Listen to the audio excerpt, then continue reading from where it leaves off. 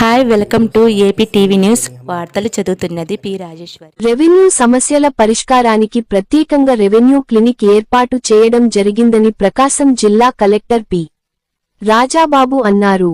రాష్ట్ర ప్రభుత్వం రెవెన్యూ సమస్యల పరిష్కారం కోసం ఒంగోలు కలెక్టర్ కార్యాలయంలోని ప్రజా సమస్యల పరిష్కార వేదికలో ప్రత్యేకంగా ఏర్పాటు చేసిన రెవెన్యూ క్లినిక్ను సోమవారం ఆయన ప్రారంభించారు.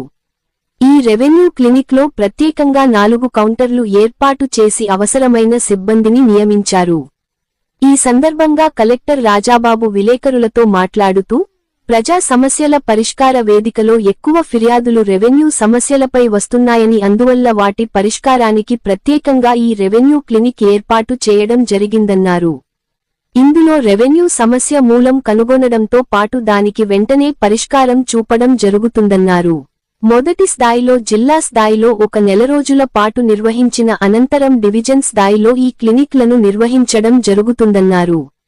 చివరిగా మండల స్థాయిలో నిర్వహించనున్నట్టు ఆయన తెలిపారు. ప్రజలు తమ రెవెన్యూ సమస్యలను రెవెన్యూ క్లినిక్ దృష్టికి తీసుకువచ్చి పరిష్కరించుకోవాలన్నారు.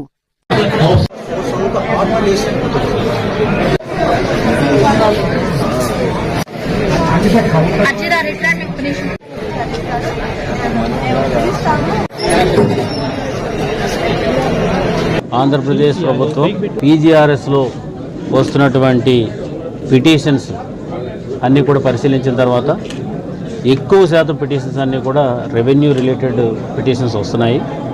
దాన్ని పరిష్కారంగా మనకి ఒక కార్యక్రమం చేపట్టడం జరిగింది. అది revenue clinics.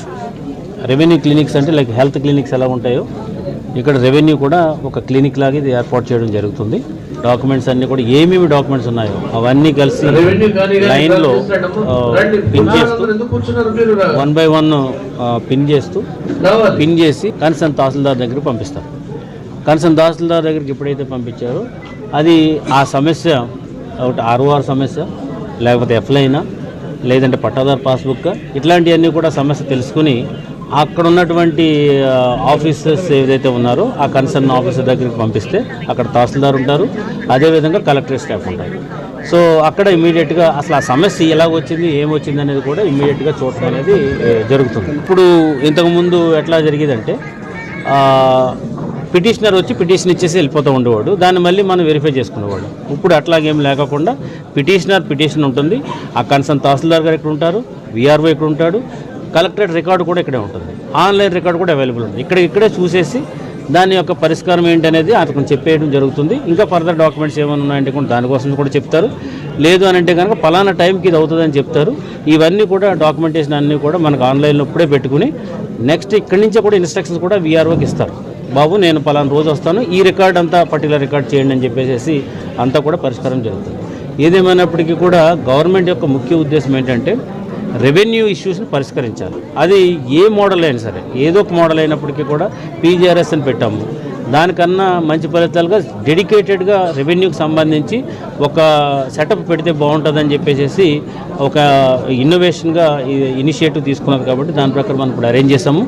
So I hope that ఈ ప్రకాశం జిల్లా ప్రజలందరూ కూడా రెవెన్యూ సమస్య ఉన్నప్పుడు వాళ్ళందరూ ఇక్కడికి వచ్చి ఈ సమస్యను పరిష్కారం చేసుకోవాలని చెప్పి ఈ సందర్భంగా తెలియజేసుకుంటున్నాను.